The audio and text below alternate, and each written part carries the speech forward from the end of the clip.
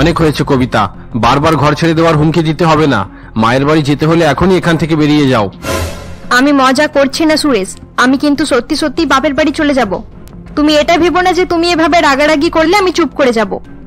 বোঝার চেষ্টা করো কবিতা, বাবা মায়ের খোঁজ করা দরকার, হয়তো তারা কোনো অসুবিধায় পড়েছে। তাদের কি হয়েছে আমার দেখে কাজ নেই। আমি যখন তাদের কাছে টাকা চেয়েছিলাম তারা কি দিয়েছিল? তারা যখন টাকা দেয়নি তাই আমিও তাদেরকে নিয়ে চিন্তা করব না। তাদের সঙ্গে আমাদের আর কোনো সম্পর্ক নেই। আরে কবিতা, তারা আমার মা বাবা। বাবা মা তাতে কি হয়েছে? তারা যদি তীর্থ করতে গিয়ে হারিয়ে যেত তাহলে সব থেকে বেশি ভালো হতো, এভাবে তাদের খোঁজ করতে হতো না। খবরদার কবিতা, তোমার এটা বলার সাহস হলো কিভাবে? আমার চোখের সামনে থেকে বেরিয়ে যাও। হ্যাঁ, চলে যাচ্ছি, আমিও এখানে থাকতে চাই না। কবিতা সুরেশকে ছেড়ে নিজের মায়ের বাড়ি চলে যায়। কিছু সময় পর রাকেশ দুঃখী হয়ে সুরেশের কাছে আসে। আরে রাকেশ, আয় বস। সকাল থেকে কিছু খাওয়া দাওয়া করেছিস? দাদা, কবিতা বৌদির মতো আমার চম্পাও ঝগড়া করে চলে গেছে, তাহলে খাওয়া দাওয়া কিভাবে করতাম? 2 মিনিট ওয়েট কর, আমি ব্রেড অমলেট বানাচ্ছি, তারপর দুজনে একসঙ্গে খাওয়া দাওয়া করব। খাওয়া দাওয়া করার পর চিন্তা করব বাবা মাকে কিভাবে খোঁজ করা যায়। সুরেশ এবং রাকেশ অফিস থেকে ছুটি নিয়ে নেয়। এরপর থেকে তারা প্রতিদিন সকালে বাবা মায়ের খোঁজ করার জন্য বেরিয়ে পড়ত এবং সন্ধ্যা পর্যন্ত নিজের বাবা মায়ের খোঁজ করত। প্রথমে তারা সকল আত্মীয়দের বাড়িতে খোঁজ করে দেখে নেয়, কিন্তু কোথাও তাদের বাবা মায়ের সন্ধান পাওয়া যায় না। এরপর থেকে তারা এক এক করে বৃদ্ধাশ্রমগুলো খোঁজ করে দেখে, কিন্তু তাতেও কোনো লাভ হয় না। আরে রাকেশ, সমস্ত জায়গায় খোঁজ করে দেখে নিলাম, কিন্তু কোথাও তাদের সন্ধান পাওয়া যাচ্ছে না। বুঝতে পারছি না বাবা মা আমাদের না জানিয়ে হঠাৎ করে কোথায় চলে গেল।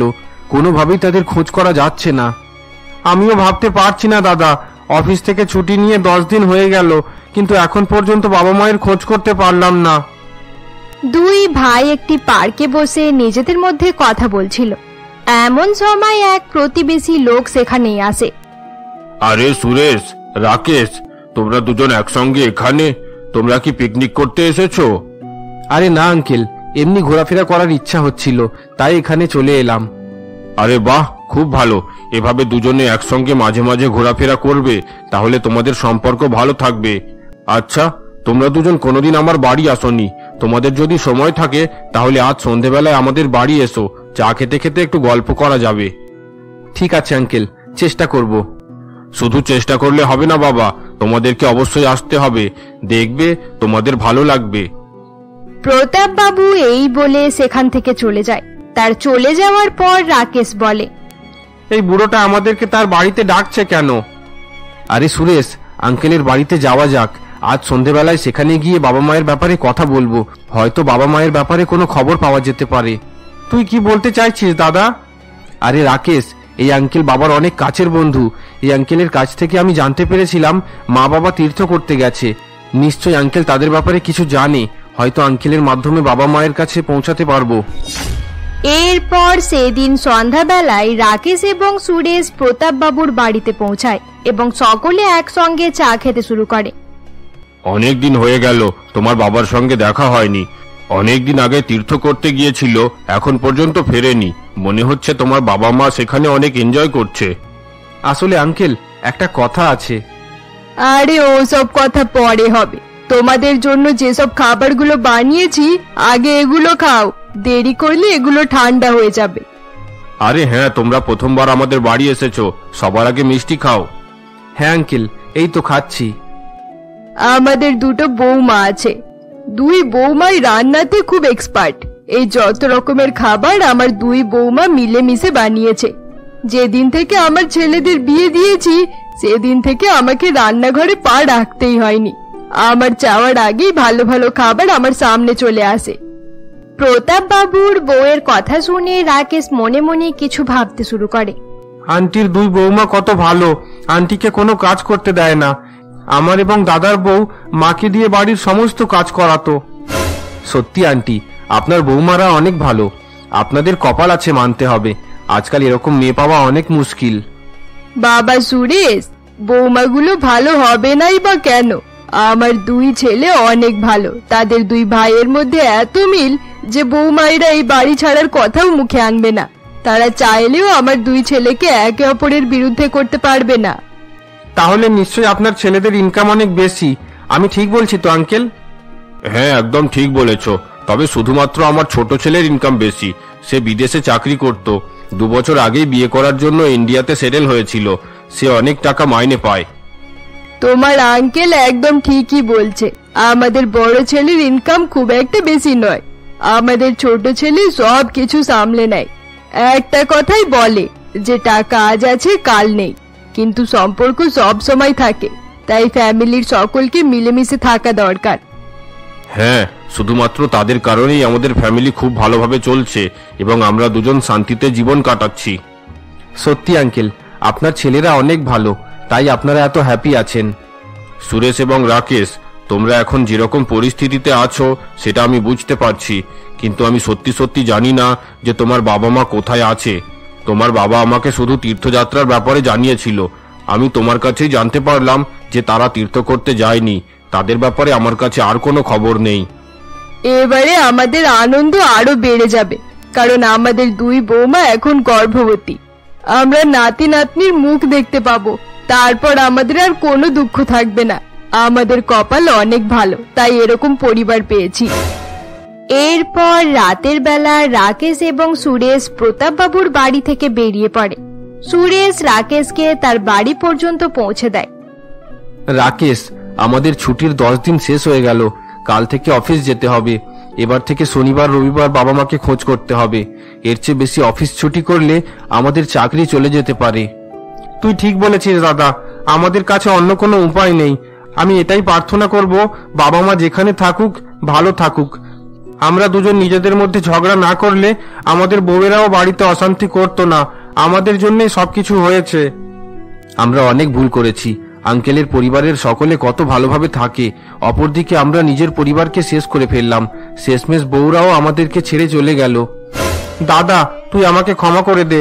তোর স্যালারি বেশি থাকায় আমি সব সময় তোকে হিংসা করেছি, তাই তো সব সময় তোর সঙ্গে ঝগড়া করতাম। আরে না রাকেশ, তোকে ক্ষমা চাইতে হবে না। আমার ক্ষমা চাওয়া দরকার। আমি বড় ভাই, পরিবারকে ভালোভাবে সামলে রাখার দায়িত্ব আমার ছিল, কিন্তু আমি বারবার তোর সঙ্গে ঝগড়া করে তোকে এবং বাবা মাকে দুঃখী করেছি। দাদা, আমাদের দুজনের ঝগড়া করতে করতে আমাদের পরিবার ভেঙে গেল। এবার কি করব? কিভাবে সকলকে ফিরিয়ে আনবো? একটা কাজ করা যাক, কাল আমরা একটা ডিটেকটিভ হায়ার করব। হয়তো কোনো ডিটেকটিভ বাবা মাকে খুঁজে বার করতে পারবে। কিন্তু দাদা, ডিটেকটিভ হায়ার করলে অনেক টাকা দিতে হবে। আমার জন্য একটু সমস্যা হয়ে যাবে। আজ থেকে তোকে টাকা নিয়ে চিন্তা করতে হবে না। আজ থেকে আমরা দুজন এক হয়ে থাকবো, আর কেউ আমাদেরকে আলাদা করতে পারবে না। চল, এবার বাড়ি ফিরে চল। অপরদিকে মায়ের বাড়িতে কবিতা এবং চম্পা নিজের নিজের রুমে বসে তাদের স্বামীদের কথা চিন্তা করতে থাকে। জানি না রাকেশ খাওয়া দাওয়া করেছে নাকি করেনি। সে তো রান্না বান্না করতেই পারে না। রাকেশের জন্য আমার অনেক চিন্তা হচ্ছে। আর সুরেশকে চা না দিলে সে সকালে ঘুম থেকে উঠতেই পারে না। সকালে তার কিভাবে ঘুম ভাঙবে? সে তো ভালোভাবে জামা কাপড় আয়রন করতেও পারে না। জানি না সে কিভাবে অফিসে যাবে। আমি যদি বাড়ি ছেড়ে না আসতাম তাহলে তার সমস্যাই হতো না। চম্পা এবং কবিতা নিজের নিজের স্বামীর ব্যাপারে চিন্তা করতে থাকে। অপরদিকে তাদের শ্বশুর বাড়িতে সুরেশ এবং রাকেশ হলরুমে বসে কিছু আলোচনা করতে থাকে। কাল ডিটেকটিভের সঙ্গে কথা বলার পর আমরা কবিতা এবং চম্পাকে আবার বাড়ি নিয়ে আসব। তারা যদি বাড়ি ফিরে আবার ঝগড়া শুরু করে দেয় তাহলে কি হবে? আমরা তাদেরকে পরিষ্কার জানিয়ে দেব, শ্বশুর বাড়ি আসার পর আমাদের সঙ্গে অ্যাডজাস্ট করে থাকতে হবে। আমরা দুই ভাই আলাদা থাকবো না। সাথে এটাও জানিয়ে দেব, বাবা মাকে খুঁজে পাওয়ার পর তাদেরকে ভালোভাবে সেবা করতে হবে এবং বাবা মায়ের সঙ্গে কেউ জোর গলায় কথা বললে তাকে বাড়ি থেকে বার করে দেওয়া হবে। তুই ঠিক বলেছিস দাদা, এবার থেকে আমাদের দুজনকে একটু রাগ দেখাতে হবে, না হলে তারা আবার ঝগড়া শুরু করে দেবে। পরের দিন সকালে সুরেশ এবং রাকেশ একটি ডিটেকটিভের অফিসে পৌঁছায় এবং তার বাবা মায়ের খোঁজ করার কাজ দিয়ে দেয়। রাকেশ, আমি অফিসে যাচ্ছি। আমার একটা ইম্পর্টেন্ট মিটিং আছে। তুই শ্বশুরবাড়ি গিয়ে চম্পাকে ভালোভাবে বুঝিয়ে বাড়ি নিয়ে যাস। আমি সন্ধেবেলায় কবিতার সঙ্গে দেখা করতে যাব। ঠিক আছে তো? হ্যাঁ দাদা, ঠিক আছে। এরপর সুরেশ অফিসে চলে যায় এবং রাকেশ চম্পার সঙ্গে কথা বলার জন্য তার শ্বশুর বাড়িতে আসে। আরে রাকেশ, তুমি চম্পার সঙ্গে কথা বলার জন্য এখানে চলে এলে? হ্যাঁ মা, তার সঙ্গে একটু ইম্পর্টেন্ট কথা আছে। প্লিজ তাকে ডেকে দিন। তার উপর এত রাগ করা ঠিক হয়নি, কিন্তু আমি কি করতাম? সে আমার বাবা মাকে উল্টোপাল্টা কথা বলছিল, তাই আমি রাগ সামলাতে পারলাম না। এসবের জন্য চম্পা রাগ করে বাড়ি ছেড়ে চলে এসেছে। বাড়ি ছেড়ে এখানে চলে এসেছে মানে? কবে? 15 দিন হয়ে গেছে মা। বাবা রাকেশ, চম্পা তো এখানে নেই। তাছাড়া এসবের কথা আমরা তো কিছুই জানি না। তুমি যেসব কথাগুলো বললে এর কিছুই আমরা জানি না। হ্যাঁ রাকেশ, তোমার শাশুড়ি মা একদম ঠিক বলছে। চম্পা 15 দিনে একদিনের জন্যেও আসেনি। ঠিক আছে বাবা, তাহলে কবিতা বৌদিকে ডেকে দিন, আমি বৌদির সঙ্গে কথা বলে নেব। সে বাড়িতে আছে তো? তাহলে কি কবিতা ও সুরেশের সঙ্গে ঝগড়া করে বাড়ি ছেড়ে দিয়েছে? হ্যাঁ মা, বৌদি ও দাদার সঙ্গে ঝগড়া করে বাড়ি ছেড়ে চলে গেছে। এরপর রাকেশ দুঃখী হয়ে শ্বশুর বাড়ি থেকে বেরিয়ে পড়ে এবং গাড়ি চালিয়ে বাড়ির দিকে যেতে থাকে। এমনিতেই বাবা মাকে খুঁজে পাওয়া মুশকিল হয়ে যাচ্ছে, তার উপর নতুন সমস্যা শুরু হয়ে গেল। এবার চম্পা এবং বৌদিকে খুঁজবো কোথায়? ভেবেছিলাম চম্পাকে বোঝানোর পর একসঙ্গে রেস্টুরেন্টে গিয়ে খাওয়া দাওয়া করব। সকাল থেকে কিছু খাওয়া দাওয়া পর্যন্ত করিনি, খুব খিদে পাচ্ছে। রাকেশ এসব কথা ভাবতে ভাবতে একটি দোকানের পাশে গিয়ে গাড়ি থামায় এবং দোকানে গিয়ে দাঁড়ায়। এরই মধ্যে রাকেশ হঠাৎ রাস্তার দিকে তাকায় এবং একটি কারে চম্পাকে দেখতে পায়। আরে, চম্পা গাড়ি করে কোথায় যাচ্ছে? চম্পা, চম্পা! তাহলে কি চম্পা গাড়ি করে অন্য কারোর সঙ্গে ঘোরাফেরা করছে? সে আমার ডাকে সাড়া না দিয়েই চলে গেল। সে এতদিন পর্যন্ত নিজের মায়ের বাড়ি যায়নি, তাহলে কার সঙ্গে ছিল? রাকেশ এসব কথা ভাবতে ভাবতে বাড়ি ফিরে যায়। রাতের বেলা সুরেশ বাড়ি ফিরলে রাকেশ তাকে সমস্ত কথা জানায়। তুই বলতে চাইছিস চম্পা এবং কবিতা কেউ নিজের মায়ের বাড়ি যায়নি? না দাদা, কেউ যায়নি। তাদের বাবা মা তো এটাই বলল। আর একটা কথা, তারা যদি নিজের মায়ের বাড়ি ফিরে যেত তাহলে এতদিন পর্যন্ত আমাদের শ্বশুর শাশুড়ি আমাদের সঙ্গে দেখা করতে চলে আসতো। একদম ঠিক বলেছিস রাকেশ। তারা বাড়ি চলে গেলে তাদের বাবা মা এখানে এসে তাদের ফিরিয়ে নেওয়ার জন্য রিকোয়েস্ট করত। তাছাড়া আমি যতটা জানি তারা দুজন একসঙ্গে কোনো বাড়িতে থাকতে পারবে না। তাহলে তারা কোথায় এবং কার সঙ্গে আছে এটা খোঁজ করে দেখতে হবে। দাদা, তুই একবার বৌদির সঙ্গে কথা বলে নে, হয়তো তার কাছ থেকে কিছু জানা যেতে পারে। তোর কি মনে হয় আমি তাকে ফোন করার চেষ্টা করিনি? কয়েকদিন থেকে তার ফোন অফ আসছে। এখন তোর কাছে শুনছি সে মায়ের বাড়ি যায়নি।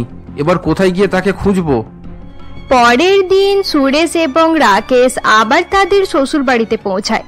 তাদেরকে আবার আসতে দেখে তাদের শাশুড়ি মালা বলে, তোমরা বারবার একই প্রশ্ন কেন করছো? আমরা তো আগেই বলে দিয়েছি যে তারা এখানে আসেনি। তারা কোথায় আছে এই ব্যাপারে আমরা জানি না।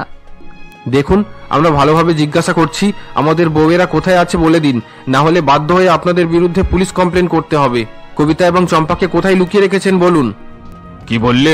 তোমরা পুলিশ কমপ্লেন করবে? তার আগে আমি তোমাদের বিরুদ্ধে পুলিশ কমপ্লেন করব যে তোমরা ঝগড়া করে আমার মেয়েদেরকে বাড়ি থেকে বার করে দিয়েছো। বাবা, আমরা তাদের সঙ্গে ঝগড়া করিনি, তারা নিজেরাই আমাদের সঙ্গে ঝগড়া করে বাড়ি ছেড়ে দিয়েছে। আমি ওসব কথা শুনতে চাই না। এবার যাও আর আমার মেয়েদেরকে যেখান থেকে পাও খুঁজে আনো, না হলে আমি পুলিশ স্টেশনে চলে যাব। শ্বশুর মশাইয়ের মুখে এরকম কথা শুনে রাকেশ এবং সুরেশ দুঃখী হয়ে যায় এবং শ্বশুর বাড়ি থেকে বাইরে বেরিয়ে আসে। এরপর তারা দুজন সেই দোকানের সামনে গিয়ে দাঁড়ায় যেখানে আগের দিন রাকেশ চম্পাকে দেখতে পেয়েছিল। দাদা, কাল চম্পাকে আমি যে জায়গাতে দেখতে পেয়েছিলাম এটাই সেই জায়গা। ঠিক আছে, তাহলে এখানে বসে অপেক্ষা করা যাক। এটা ছাড়া আমাদের কাছে অন্য কোনো উপায় নেই।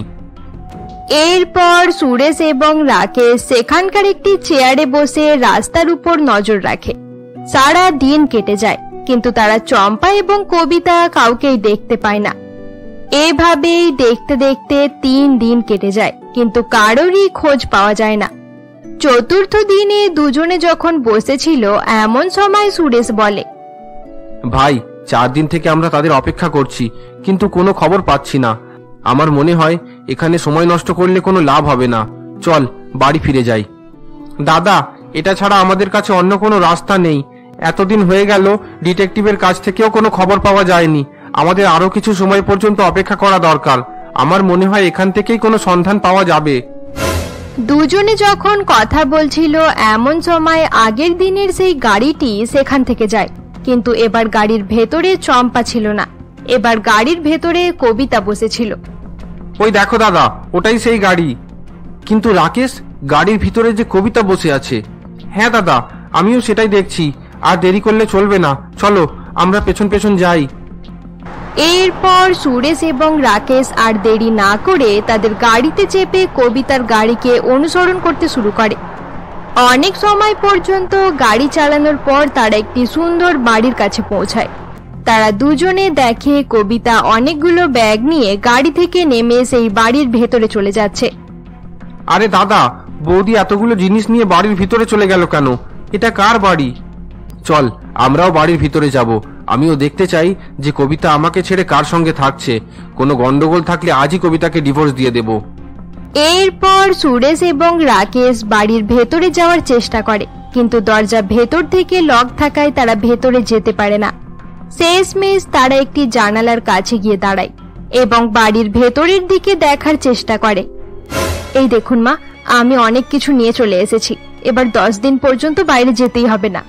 আরে চম্পা, আমি তোর জিনিসটাও নিয়ে এসেছি, এনে। থ্যাংক ইউ দিদি, এভাবে লুকিয়ে লুকিয়ে জিনিসপত্র আনতে কষ্ট হয়। আচ্ছা দিদি, আজ আমি সবার পছন্দের খাবার রান্না করেছি। তুমি মা বাবাকে নিয়ে ডাইনিং রুমে যাও, আমি খাবার লাগিয়ে দিচ্ছি। আমরা সবাই এখানে খুব সুখে সময় কাটাচ্ছি, কিন্তু জানি না আমার 2 ছেলে কেমন আছে। পার্বতী তার স্বামী এবং বৌমাদের সঙ্গে কথা বলতে থাকে। অপরদিকে জানালার বাইরে থেকে সুরেশ এবং রাকেশ সকলকে একসঙ্গে দেখে অবাক হয়ে যায়। তাদেরকে একটু কষ্ট করতে দিন মা, না হলে তারা দুজন কোনোদিনও একে অপরের গুরুত্ব বুঝতেই পারবে না, আর সারা জীবন দুজনে ঝগড়া করতেই থাকবে। সারা জীবন আমার টাকা আমার জিনিস করতে থাকলে তারা কোনোদিনও শান্তিতে থাকতেই পারবে না। হ্যাঁ মা, আপনি নিজেকে শক্ত করুন। আমরা যতদিন পর্যন্ত এখানে লুকিয়ে থাকবো ততদিন পর্যন্ত তাদের বন্ধুত্ব আরো বাড়তেই থাকবে। তবে কবিতা, তুমি ভালো প্ল্যান বানিয়েছো। তুমি প্ল্যানিং না করলে তারা দুজন এখন পর্যন্ত ঝগড়া করতে থাকতো এবং কোনোদিন এক হতো না। ভালো হয়েছে বিয়ের পরের দিন থেকেই তোমরা এই খেলা শুরু করে দিয়েছিলে। খেলা শুরু না করে অন্য কোনো উপায় ছিল না বাবা। বিয়ের আগেই তো মা আমাদেরকে এসব ব্যাপারে জানিয়ে দিয়েছিল। তখন থাকতেই আমরা ভেবে নিয়েছিলাম আমাদেরকে কি করতে হবে। তারপর যখন প্রথম রাতেই রাকেশের মুখে দাদার ব্যাপারে খারাপ কথা শুনলাম, আর দিদি দাদার মুখে রাকেশের ব্যাপারে খারাপ কথা শুনলো, তখনই আমরা ঠিক করে নিয়েছিলাম যে এবার আমাদের প্ল্যান হিসেবে কাজ করার সময় হয়ে গেছে। তারপর কি হয়েছে এটা তো আপনি ভালো করেই জানেন। তুমি ঠিকই বলেছো চম্পা, আমি শুধু এটাই চাইছিলাম তারা যেন বুঝতে পেরে যায় যে একসঙ্গে থাকার গুরুত্বটা কি, কিন্তু তারা কিছুই বুঝতে পারলো না। এমনকি তোমার বাবা তাদের নামে জমির দলিল পর্যন্ত পাঠিয়ে দিয়েছে। আপনি চিন্তা করবেন না মা, সবকিছু ঠিক হয়ে যাবে। আমি কাল রাতে লুকিয়ে লুকিয়ে বাড়িতে গিয়েছিলাম। আমি এটা দেখতে চাইছিলাম যে 2 ভাই আলাদা আলাদা ভাবে আমাদেরকে খুঁজছে নাকি তারা একসঙ্গে থাকতে শুরু করেছে। গিয়ে দেখলাম তারা একই রুমে বসে দুঃখী হয়ে নিজেদের মধ্যে কথা বলছে। মনে হচ্ছে আমাদের প্ল্যান খুব ভালোভাবেই কাজ করছে। আচ্ছা দিদি, ওসব কথা বাদ দাও, আগে তুমি কিছু খেয়ে নাও, না হলে তোমার পেটে বেবি লাথি মারতে শুরু করে দেবে। কবিতার প্রেগনেন্ট হওয়ার কথা শুনে সুরেশ আরো বেশি অবাক হয়ে যায়। কবিতা প্রেগনেন্ট? আমি বাবা হতে চলেছি? হ্যাঁ দাদা, তুমি বাবা হতে চলেছো। এবার চলো বাড়ির ভিতরে যাই, আর বাইরে দাঁড়িয়ে থাকতে ভালো লাগছে না। চম্পা, চম্পা, এদিকে দেখো। এই যে আমরা জানলার বাইরে দাঁড়িয়ে আছি, প্লিজ দরজা খোলো। এরপর চম্পা দরজা খুলে দেয় এবং 2 ভাই বাড়ির ভেতরে ঢুকে পড়ে। বাবা, আমাদেরকে ক্ষমা করে দাও, আমরা 2 ভাই ফ্যামিলির গুরুত্ব বুঝতে পারিনি। দাদা একদম ঠিক বলছে, এবার কেউ আমাদেরকে আলাদা করতে পারবে না। আমরা আর কোনোদিন টাকা নিয়ে ঝগড়া করব না বাবা। ঈশ্বরের অনেক ধন্যবাদ যে তোরা ভালো হয়ে গেছিস। তবে আজ আমি একটা কথা পরিষ্কার করে দিতে চাই যে আমরা কেন সুরেশকে ইংলিশ মিডিয়াম স্কুলে পড়িয়েছিলাম আর রাকেশকে বাংলা মিডিয়াম স্কুলে দিয়েছিলাম। সুরেশের পড়াশোনা করানোর সময় আমাদের কাছে টাকার অভাব ছিল না, তাই আমরা তাকে ভালো স্কুলে ভর্তি করিয়েছিলাম। কিন্তু রাকেশের সময় তার দাদুর শরীর খারাপ হয়ে গিয়েছিল, আর তার পেছনে আমাদের সমস্ত টাকা শেষ হয়ে যায়। তাই বাধ্য হয়ে আমরা রাকেশকে বাংলা মিডিয়াম স্কুলে ভর্তি করেছিলাম। মা, এসব কথা বলে আমাকে আর লজ্জা দিও না। মানুষ পরিশ্রম করলে সবকিছু করতে পারে। ভালো জায়গায় পৌঁছানোর জন্য ইংলিশ মিডিয়ামের প্রয়োজন হয় না। এতদিন পর্যন্ত আমি শুধু বাহানা করছিলাম যে ইংলিশ মিডিয়ামে পড়াশোনা না করার জন্য আমার স্যালারি কম। যা হওয়ার ছিল হয়ে গেছে, এবার ওসব নিয়ে আর কোনো কথা হবে না। এবার থেকে আমাদের পরিবারে টাকা নিয়ে আর কোনো ঝগড়া হবে না। আমি সবকিছু সামলে নেব। তোমরা সবাই আমাদেরকে ক্ষমা করে দাও এবং দয়া করে বাড়ি ফিরে চলো। আমরা তো অনেক আগে থাকতেই জামা কাপড় প্যাক করে রেখেছি, শুধুমাত্র তোমাদের আচারই অপেক্ষা করছিলাম। দাদা, এবার বাড়িতে একটা নতুন সদস্য আসতে চলেছে, বাড়ি গিয়ে পার্টি করতে হবে। এরপর সকলে বাড়ি ফিরে যায় এবং নতুন সদস্য আসার খুশিতে আনন্দে মেতে ওঠে। এরপর থেকে তাদের বাড়িতে আর কোনো রকমেরই সমস্যা থাকে না এবং সকলে মিলেমিশে হাসি খুশিতে দিন কাটাতে থাকে। বন্ধুরা, আমাদের গল্পের সিরিজ এখানেই শেষ করা হলো। গল্পটি ভালো লেগে থাকলে অবশ্যই লাইক করে দিও। তোমরা যারা যারা আমাদের চ্যানেলকে এখনো সাবস্ক্রাইব করোনি, অবশ্যই সাবস্ক্রাইব করে আমাদের পাশে থেকো।